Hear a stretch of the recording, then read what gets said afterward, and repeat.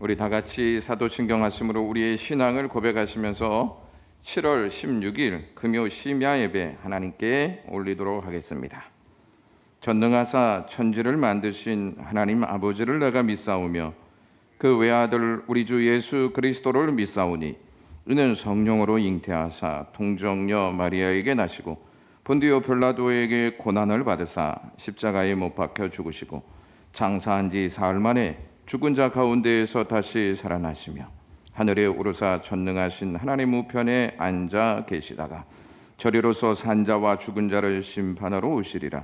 성령을 믿사오며 거룩한 공회와 성도가 서로 교통하는 것과 죄를 사하여 주시는 것과 몸이 다시 사는 것과 영원히 사는 것을 믿사옵나이다.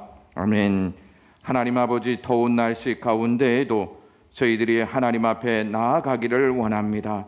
금요 심야 예배로 하나님 앞에 영광을 돌리기를 원하오매 하나님께서 비록 비대면으로 예배하지만 하나님 앞에서 영광을 돌리기 위한 저희들의 믿음을 받아주시기를 원하옵나이다.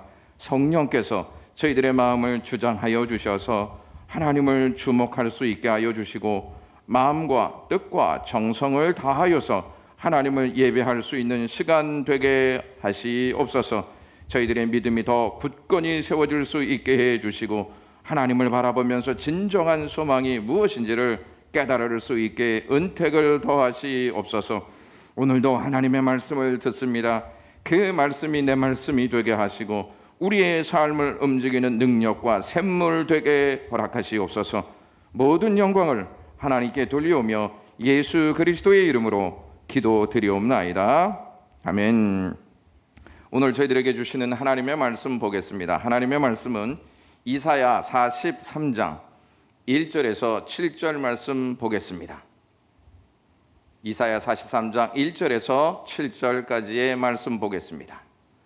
야곱아, 너를 창조하신 여호와께서 지금 말씀하시느니라. 이스라엘아, 너를 지으신 이가 말씀하시느니라. 너는 두려워하지 말라. 내가 너를 구속하였고 내가 너를 지명하여 불렀나니 너는 내 것이라. 내가 물 가운데로 지날 때에 내가 너와 함께 할 것이라. 강을 건널 때에 물이 너를 침몰하지 못할 것이며 내가 불 가운데로 지날 때에 타지도 아니할 것이요 불꽃이 너를 사르지도 못하리니 대저 나는 여호와 내 하나님이요 이스라엘의 거룩한 이요 내 구원자임이라. 내가 애굽을 너희 속량물로 구스와 스바를 너를 대신하여 주었노라. 내가 내 눈에 보배롭고 존귀하며 내가 너를 사랑하였은즉 내가 내 대신 사람을 내어주며 백성들이 내 생명을 대신하리니 두려워하지 말라. 내가 너와 함께하여 내 자손을 동쪽에서부터 오게 하며 서쪽에서부터 너를 모을 것이며 내가 북쪽에게 이르기를 내놓으라. 남쪽에게 이르기를 가두어두지 말라. 내 아들들을 먼 곳에서 이끌며 내 딸들을 땅 끝에서 오게 하며 내 이름으로 불려지는 모든 자 곧 내가 내 영광을 위하여 창조한 자를 오게 하라. 그를 내가 지었고 그를 내가 만들었느니라. 아멘. 우리에 대한 세상의 주된 관심사는 얼마를 가졌느냐에 있습니다. 세상은 얼마를 가졌느냐에 따라서 사람을 평가하기 때문입니다. 얼마를 가졌느냐에 따라서 사람을 평가하는 세상은 우리에게 가슴 아픈 일을 제공해 줄 수밖에 없습니다. 갖지 못한 자에게는 별로 없다는 그 사실 때문에 굉장한 슬픔에 젖기도 합니다. 그래서 없는 자는 늘 서글픔 속의 삶을 살아갑니다. 그런데 성경은 세상과 달리 얼마를 가졌느냐보다 더 중요한 질문을 던지는데 너는 누구의 것이냐라고 하는 질문을 던집니다. 일본 강점기 때 우리나라는 국권을 빼앗겨 그들의 속국으로 살아가는 큰 아픔을 겪게 되었습니다. 일본 강점기 때 우리나라는 세 종류의 사람이 있었다, 이렇게 말씀드릴 수 있습니다. 첫 번째는 실리를 찾아서 행동하는 사람으로 이익에 따라 이 편에도 섰다가 저 편에도 선 사람들, 일본 편에도 섰다가 우리나라 편에도 서는 사람들을 가르칩니다. 두 번째는 일본의 앞잡이인 친일파로 살아가는 사람들이 있었습니다. 그들은 대한민국 땅에서 태어났지만 일본을 위해 일하는 간사한 사람들이었습니다. 세 번째로는 나라의 국권을 찾기 위해 생명을 내걸고 독립운동에 앞장섰던 사람들이었습니다. 일본은 우리를 자기들 소유로 생각하고 주인 노릇했습니다. 독립운동가는 대한민국이 그들의 소유가 아니라 지금은 비록 일본 지배를 받고 있지만 언젠가는 독립해 대한민국 주권을 다시 찾겠다는 신념을 가지고 싸웠습니다. 이런 과정에서 많은 국민은 정체성의 혼란을 겪어야 했습니다. 정체성의 혼란을 겪게 되어지면 흔히 이러한 말을 하게 되어집니다. 도대체 우리는 이 편도 저 편도 아니고 어느 편에 서야 하는가라고 하는 말을 하게 되어집니다. 이스라엘 백성들도 마찬가지가 아니었나 생각해 보게 되어집니다. 나라를 잃고 바벨론의 포로가 되어서 유배민으로 살면서 정체성의 혼란을 경험했습니다. 우상으로 가득한 바벨론 땅에서 하나님의 백성이라는 정체성을 갖고 살기란 그리 쉽지 않았을 것입니다. 하나님께 제사를 제대로 드릴 수도 없었고 하나님께 소리를 내어서 찬양과 기도도 하지 못했을 것입니다. 그러면서 그들은 우리는 과연 누구인가 하는 질문을 던지면서 암담한 마음으로 하루하루를 살았을 것입니다. 사실 정체성 문제의 촉발은 누가 시작한 것입니까? 하나님이 주신 약속의 땅에서 하나님을 등지고 가나안 신을 섬기면서 하나님 백성이라는 정체성을 혼탁하게 만든 장본인이 그들이었는데 바벨론에 가서 정체성의 문제를 제기하는 것은 어불성설이 아니고 무엇이겠습니까? 우리도 직분을 가지고 교회를 다니면서 일상에서는 믿지 않은 자들과 같은 사상, 같은 가치관을 갖고 같은 행동을 하면서 삶을 살지 않습니까? 하나님보다 탐욕과 탐심으로 욕구를 채우는 삶을 살아가고 있지 않습니까? 그러다가 시련과 고통이 찾아오면 우리는 하나님의 자녀에게 하나님은 왜 이러한 것들을 주실까? 이렇게 생각하면서 정체성을 거들먹거리며 하나님께 원망의 소리를 내뿜습니다. 그런 우리가 이스라엘 백성과 다를 바가 무엇이 있겠습니까? 우리의 잘못은 깨닫지 못하고 하나님만 탓하면서 불만을 토로하고 있지는 않습니까? 정체성의 혼란을 느끼고 있었던 이스라엘 백성들에게 답하고 계신 내용이 오늘 본문 말씀입니다. 이스라엘 백성들에게 하나님은 너는 내 것이야 이렇게 말씀하십니다. 이보다 더 확실하고 값진 말씀이 어디에 있습니까? 하나님은 이스라엘 백성들에게 너는 내 것이야 이렇게 말씀하시면서 당신이 누구신지를 우리에게 계시해 주십니다. 1절 말씀에 보시면 야곱아 너를 창조하신 여호와께서 지금 말씀하시느니라 이스라엘아 너를 지으신 이가 말씀하시느니라 이렇게 말씀하십니다. 이스라엘 백성들이 하나님의 것인 이유는 하나님이 그들을 창조하셨고 지으셨기 때문입니다. 그러므로 너희는 바벨론의 소유가 아니라 내 것이다 하는 말씀을 분명하게 그들에게 전달하시는 것입니다. 여러분, 그러면 바벨론은 누구의 것입니까? 그들을 만든 존재가 따로 있습니까? 그들을 만든 분은 오직 하나님 한 분밖에 없습니다. 그들도 하나님이 만드셨고 이스라엘 백성도 하나님이 동일하게 창조하셨습니다. 이스라엘 백성도 창조의 은총, 바벨론 백성도 창조의 은총을 입은 자들입니다. 그런데 바벨론과 이스라엘이 다른 점이 있습니다. 그것은 이스라엘 백성들에게 구속의 은총을 주셨다는 것입니다. 하나님께서 구속의 은총을 위해서 이스라엘 백성을 하나님의 것으로 삼으셨습니다. 따라서 너는 내 것이라 하신 이 말씀 안에는 귀한 의미가 내포되어 있습니다. 세 가지로 살펴보겠는데요. 첫 번째가 너는 내 것인데 어떻게 다른 신을 섬기고자 하는 갈등이 있을 수 있느냐 하는 내용입니다. 바벨론 땅에서의 삶이 녹록치 않더라도 너는 내 것임을 잊지 말라, 이 의식으로 삶을 살아라 하는 하나님의 말씀입니다.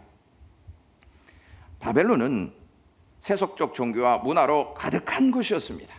그럼에도 불구하고 그 땅에서 하나님의 것이라는 의식으로 하나님만 섬기며 갈등을 이겨내라는 말씀입니다.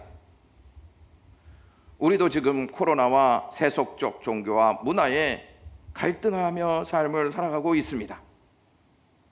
코로나는 자꾸 우리를 자기의 것으로 집어삼켜 고통을 주려 하고 있습니다. 우리의 신앙을 빼앗아가는 속셈으로 우리를 깊은 늪으로 밀어 넣으려고 하고 있습니다. 이뿐이겠습니까? 세속적 종교와 문화는 우리 주변에 덫을 설치해 놓았습니다. 포괄적 차별금지법, 잘못된 사상을 우리 주변에 마구 설치해 놓고 걸리기만 기다리고 있습니다. 이런 세상에서, 이런 상황에서 우리는 갈등과 혼란을 겪을 수밖에 없죠. 그러므로 우리가 이러한 상황에서 확고히 세워야 할 것이 나는 하나님의 것이라는 신앙입니다. 이 신앙을 갖고 살면 세속적 문화, 세속적 종교를 따르지 않고 하나님의 말씀을 따라 살게 될 것입니다. 종교 개혁자였던 루터가 힘들고 지칠 때마다 이러한 말을 했습니다. 그래, 나는 하나님의 것이지. 그렇다면 하나님이 내 편이신데 내가 세상을 두려워할 것이 무엇인가? 이렇게 말하면서 힘을 얻었고 용기를 회복했다는 유명한 일화가 있습니다.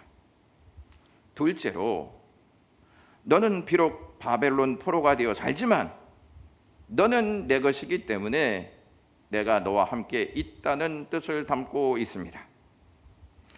하나님은요, 제한적으로 이스라엘 땅 성전에만 거하시는 분이 아니셨습니다.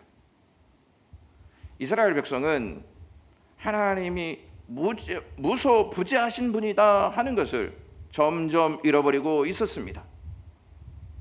이스라엘 백성은 하나님의 심판으로 바벨론 땅에 사는 자신들의 처지를 생각할 때마다 하나님이 정말 우리와 함께 계실까 하는 의문을 갖고 있었습니다. 우리도 상황이 바뀌면 하나님은 우리와 함께 계실까 하는 의문을 갖게 됩니다. 코로나 상황에서도 하나님은 우리와 함께 계실까요?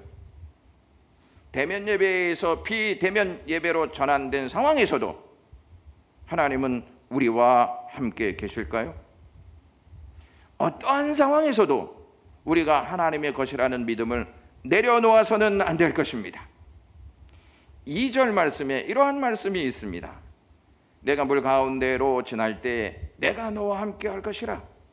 강을 건널 때 물이 너를 침몰하지 못할 것이며 내가 불 가운데 지날 때 타지 아니할 것이요 불꽃이 너를 사르지 못하리라. 이렇게 말씀하십니다. 하나님은 좋은 상황만이 아니라 물 가운데 지날 때, 강을 건널 때, 불 가운데 지날 때 우리와 함께 하시기 때문에 그 어떠한 것도 우리를 하나님께로부터 빼앗지 못합니다. 만약 우리를 하나님에게서 빼앗아가는 상황과 존재가 있다면 하나님은 전능하신 분이 아니십니다. 셋째로 우리가 생각해 보아야 할 것은 너는 내 것이라는 말씀이 하나님께서 끝까지 책임지시겠다는 뜻을 담고 있습니다. 하나님은 이스라엘 백성에게 창조의 은총과 함께 구속의 은총을 주셨습니다. 1절 말씀에 내가 너를 지명하여 불렀나니 라고 말씀하십니다. 여기에서 지명하여 부르다 하는 이 말씀이요, 특정한 목적을 위해 불러내다 하는 의미를 가지고 있습니다. 그 특정한 목적은 구속입니다. 그래서 1절에 내가 너를 구속하였다 이렇게 말씀하십니다. 여기에서 구속은 어떠한 사람의 가까운 친척이 그가 잃어버린 재산이 있었을 때 되찾아주는 것, 노예였던 사람을 돈 주고 사서 해방시켜주는 것, 본래 가졌던 땅을 되찾아주는 것, 후손을 낳게 하여서 가문을 잇게 해주는 것, 억울하게 죽임당한 자의 원한을 풀어주는 것, 이것이 구속이라는 의미입니다. 하나님께서 그들을 하나님의 것으로 삼으신 목적은 구속하기 위함 때문입니다. 하나님은 이스라엘 백성을 애굽에서 불러내어 구원하셨습니다. 이제 그들을 바벨론에서 불러내어 구원하실 것입니다. 과거에 이스라엘 백성을 애굽으로부터 구원하시는 역사가 없었더라면 하나님의 말씀은 신뢰하기가 어려웠을 것입니다. 하지만 하나님은 이스라엘 백성을 애굽으로부터 구원해 내셨습니다. 그 하나님께서 이스라엘 백성을 바벨론으로부터 구원해 내실 것입니다. 그날이 언제냐는 질문이 나올 수 있습니다. 이에 대한 답이 1절에 기록되어 있습니다. 1절 말씀에 야곱아 너를 창조하신 여호와께서 지금 말씀하시느니라 이렇게 말씀합니다. 여기에서 지금이라는 이 말씀이요, 벌써 새로운 일이 시작되었다, 구원의 역사가 지금 시작되었다 하는 내용을 시사해 주는 단어입니다. 그러니까 그들이 비록 바벨론 땅에 있지만 하나님의 새로운 일, 하나님의 구원 역사는 계속되고 있고 하나님의 보활이 있다 하는 의미를 우리에게 전달해 주는 말씀입니다. 사람이 확신이 사라질수록 두려움이 찾아와서 불안감에 사로잡히게 되어집니다. 이스라엘 백성은 바벨론 땅에 살면서 미래에 대한 불확실성 때문에 불안했고 번민했습니다. 그러한 이스라엘 백성들에게 하나님께서 두려워하지 말라 이렇게 말씀하시면서 5절과 6절에 장차 일어날 일, 장차 되어질 일이 무슨 일인지를 말씀하십니다. 두려워하지 말라, 내가 너와 함께하여 내 자손을 동쪽에서부터 오게 하며 서쪽에서부터 너를 모을 것이며 내가 북쪽에게 이르기를 내놓으라, 남쪽에게 이르기를 가두어두지 말라, 내 아들들을 먼 곳에서 이끌며 내 딸들을 땅 끝에서 오게 하며 이렇게 말씀합니다. 여기에서 동쪽, 서쪽, 북쪽, 남쪽이 나옵니다. 이 모든 것은 세상을 가르칩니다. 세상에 흩어져 있는 하나님의 자녀들을 하나님께서 모으실 것이다, 하나님께서 구속하실 것이다, 한 사람도 빠짐없이 하나님의 구원 역사에 동참하게 될 것이다, 이러한 말씀입니다. 그래서 5절과 6절 말씀을 잘 보시면 오게 하며 모을 것이며 내놓으라 이끌며 오게 하며 라고 하는 말씀을 하십니다. 이스라엘은 하나님의 이끄심의 은혜가 없이는 회복이 불가능한 나라입니다. 이스라엘만 그렇습니까? 저와 여러분도 마찬가지죠. 회복은 전적인 하나님의 은혜로만 가능한 역사입니다. 하나님만이 진정한 구원자이시기 때문에 그렇습니다. 그래서 하나님을 3절에서 구원자, 11절에서 구원자, 12절에서 구원자로 계시하고 있습니다. 여러분들은 언제 하나님이 여러분들을 사랑하신다 하는 사실을 느끼십니까?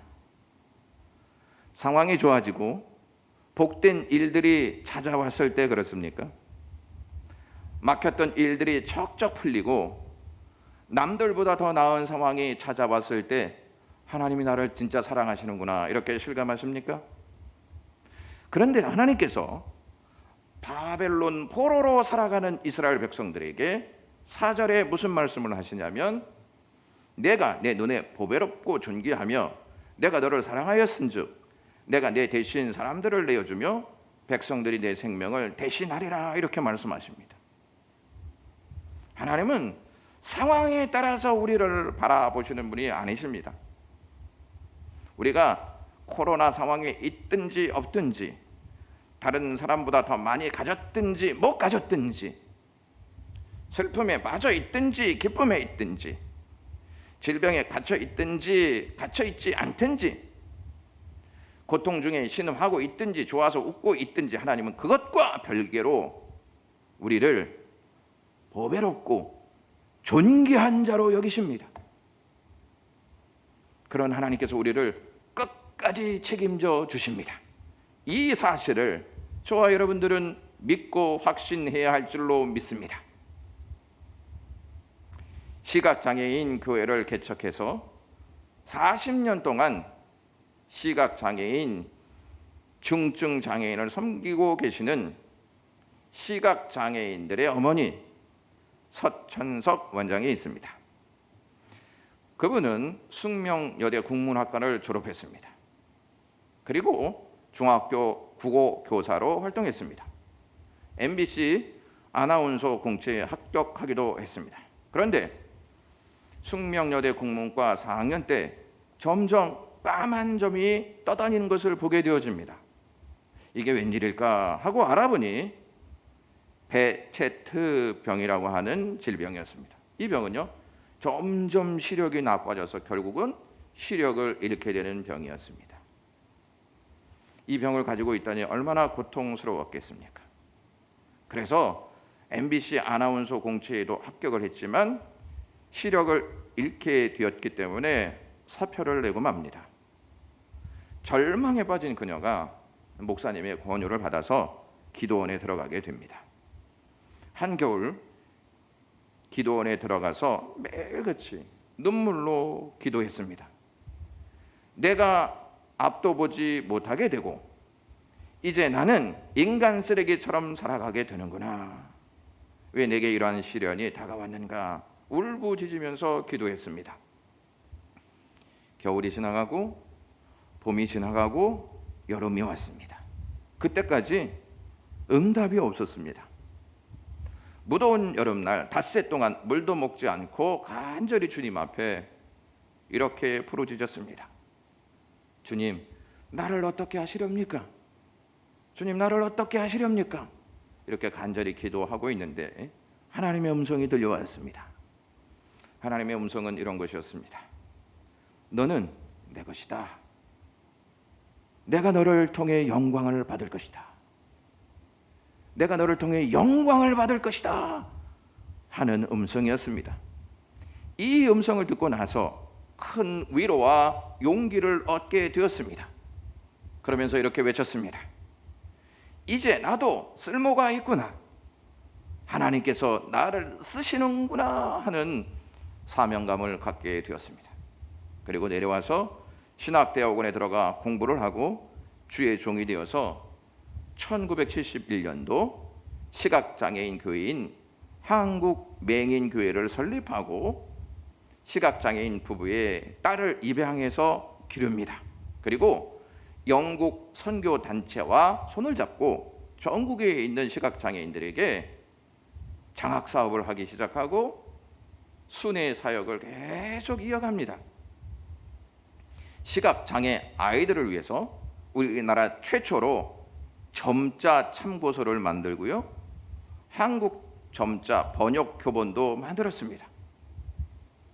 1989년에는 나이 든 시각장애인들을 위해서 루디아의 집을 서울과 가평 두 군데에 설립하고 시각장애인과 중증장애인까지 섬기고 있습니다. 2000년도에 시력이 완전히 사라졌습니다. 하지만 지금까지도 건강하게 하나님의 영광을 위해서 사역을 감당하고 있다고 합니다. 세상은 얼마나 가지고 있느냐 이걸 물어본다고 했습니다. 성경은 그보다 더 중요한 메시지를 줍니다. 너는 누구의 것이냐 하는 것이죠. 이 질문에 하나님은 답하십니다. 너는 내 것이다 하는 말씀이죠. 사랑은 반드시 증거가 따릅니다. 하나님은 예수님을 우리에게 보내주심으로 십자가에서 자기의 사랑을 확증하셨습니다. 예수님의 십자가와 부활의 은총이 없다면 하나님의 그 사랑하심은 헛것이다 말씀드릴 수 있지만 십자가의 그 은혜와 부활의 역사가 있기 때문에 우리는 하나님의 사랑을 보고 깨닫고 알게 되어지는 은총을 입었습니다. 그리고 그 은총으로 우리는 구원을 받아서 하나님 나라 본향을 바라보게 되었습니다. 그러므로 영광의 모든 가족들은 그리스도의 십자가와 부활을 보면서 이것이 하나님이 말씀하신 너는 내 것이라는 사랑의 진정한 의미로구나 하는 생각을 깊이 하셔야 합니다. 코로나의 위협 앞에도 더운 날씨 가운데에도 우리가 바라보아야 할 것은 하나님의 사랑과 그리스도의 십자가와 부활입니다. 기도하겠습니다. 하나님 아버지, 오늘 금요일 우리에게 너는 내 것이다 하는 확고한 말씀 주셔서 감사합니다. 이 말씀 가지고 이것이 우리의 믿음이 되어서 어떠한 상황 가운데에도 나는 하나님의 것이다 하는 의식을 가지고 능히 삶을 이겨낼 수 있는 영광의 모든 가족들 되게 하시옵소서. 예수 그리스도의 이름으로 기도드리옵나이다. 아멘. 우리 찬송가 191장 하신 후에 우리 기도의 제목 나누고 같이 기도하도록 하겠습니다.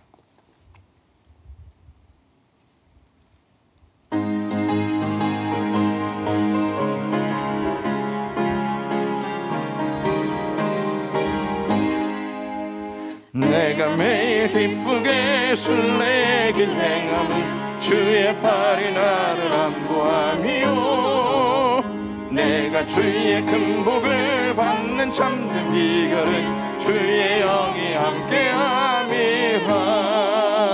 성령이 계시네 할렐루야 함께하시네. 좁은 길을 걸으며 밤낮 기뻐하는 것 주의 영이 함께함이라. 전에 죄에 빠져서 평안함이 없을 때 예수 십자가의 공로에 힘입어 그 발 아래 엎드려 참된 평화 얻음은 주의 영이 함께함이라. 성령이 계시네 할렐루야 함께하시네. 좁은 길을 걸으며 밤낮 기뻐하는 것 주의 영이 함께함이라. 나와 동행하시고 모든 염려하시니 나는 숲의 새와 같이 기쁘다. 내가 기쁜 마음으로 주의 뜻을 행함은 주의 영이 함께함이라. 성령이 계시네 할렐루야 함께하시네. 좁은 길을 걸으며 밤낮 기뻐하는 것 주의 영이 함께함이라. 세상 모든 욕망과 나의 모든 정욕은 십자가에 이미 못을 박았네. 모든 밤이 지나고 무거운 짐 벗으니 주의 영이 함께함이라. 성령이 계시네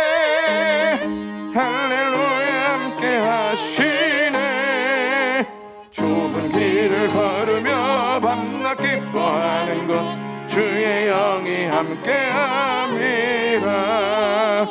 반주는 계속해 주시고요. 이 시간 우리가 세 가지를 놓고 기도하겠습니다. 첫 번째는 하나님, 이 나라 이 민족의 어려움들을 아십니다. 코로나 사태로 인해서 혼란한 상황에 놓여 있습니다. 정치 또 영적인 지도자들이 하나님을 두려워하고 지혜롭게 대처하게 하시옵소서. 하나님 뜻에 어긋나는 상황 만들지 않게 하시옵소서. 이렇게 기도하시고요.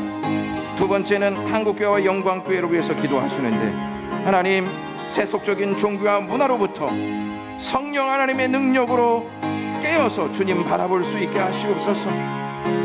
하나님의 것이라는 정체성을 잃어버리지 않게 하여 주시고, 세상을 두려워하지 않는 한국교회와 영광교회 되게 하시옵소서. 이렇게 기도하시고요. 마지막 세 번째를 위해서 기도하시는데, 하나님, 영광교회가 비대면 예배로 하나님 앞에 예배할 때에 하나님 앞에서 예배할 수 있는 믿음이 있게 하여 주시고, 성령의 역사가 임하게 하시옵소서. 또한 병약한 분들, 무더위와 코로나 상황에서 능히 이겨낼 수 있게 하시옵소서. 이렇게 다 같이 한 목소리로 기도합니다. 하나님 아버지, 오늘도 저희들에게 이 시간 이 자리에 앉아서 금요 예배로 하나님 앞에 서게 하시니 고맙습니다. 하나님 앞에 서 있는 저희가 그 어떠한 것도 두려워하지 않게 인도하시옵소서. 하나님, 이 나라 이 민족, 하나님 정치인들을 붙잡아 주시고 영적 지도자들을 붙잡아 주시기를 원합니다. 코로나 상황 가운데에서 하나님의 뜻에 어긋나는 일 행하지 않게 하여 주시고, 하나님, 정말로 하나님 이외에 그 어떠한 것도 두려워하지 않게 인도하여 주시기를 원합니다. 하나님만 두려워할 수 있게 하여 주시고 지혜로운 대처가 있게 하나님 붙잡아 주시기를 원합니다. 이 일로 인하여 하나님의 분노를 사는 어리석은 행동들 하지 않게 주님께서 붙잡아 주시기를 원합니다. 하나님, 한국교회와 영광교회가 있습니다. 세속적인 종교, 세속적인 문화 가운데에도 성령님의 능력으로 깨어서 주님 바라볼 수 있게 하여 주시옵시고, 정체성이 상실되지 않게 도와주시옵기를 원합니다. 코로나의 위기 가운데 있습니다. 하나님, 도와주시옵소서. 한국교회가 믿음을 가지고 일어날 수 있게 하여 주시옵시고, 비대면 예배를 통하여서 한국교회의 성도들이 잠을 자지 않게 도와주시옵시고, 또 간절히 하나님을 찾고자 하는 열망이 일어날 수 있게 도와주시옵기를 하나님 앞에 간절히 소망합니다. 하나님, 영광교회가 이제 비대면 예배로 하나님 앞에 예배합니다. 비록 비대면 예배라 할지라도 하나님이 우리와 함께 하신다는 이 확고한 신념, 이 확고한 신앙, 이 확고한 믿음의 역사가 우리 중심에 서 있게 하여 주시옵시고, 흔들리지 아니하고 하나님을 진실되게 예배하게 하시옵소서. 마음과 뜻과 정성을 다하여서 신령과 진정으로 예배할 수 있는 영광교회 성도들이 되게 하여 주시옵기를 원합니다. 또한 하나님, 병약한 자들이 있습니다. 더위 가운데에도 몸상하지 않게 하여 주시고, 코로나 상황 가운데 좌절하지 않게 하여 주시옵시고, 치료받는 모든 과정 가운데 하나님의 개입하심이 있게 하여 주시고, 치료의 광선이 그들에게 임하게 하여 주시기 원합니다. 코로나 상황 가운데에서 영광교회 성도들 확진되어지지 않게 하여 주시고, 확진자들과 동선같이 하지 않게 하여 주시오며, 안전하게 이 상황을 잘 극복해낼 수 있도록 하나님의 구름 기둥과 불 기둥으로 역사하여 주시기를 간절히 빌고 원하옵나이다. 조속히 하나님 앞에 나와 대면 예배로 영광 돌릴 수 있는 기회를 주님께서 허락하시옵소서. 모든 영광을 하나님께 올리오며 예수 그리스도의 이름으로 기도드리옵나이다. 아멘. 다 같이 주기도문 하겠습니다. 하늘에 계신 우리 아버지요, 이름이 거룩히 여김을 받으시오며 나라가 임하옵시며 뜻이 하늘에서 이루어진 것 같이 땅에서도 이루어지이다. 오늘날 우리에게 일용할 양식을 주옵시고, 우리가 우리에게 죄 지은 자를 사하여 준 것 같이 우리 죄를 사하여 주옵시고, 우리를 시험에 들게 하지 마옵시고 다만 악에서 구하옵소서. 되게 나라와 권세와 영광이 아버지께 영원히 있사옵나이다. 아멘.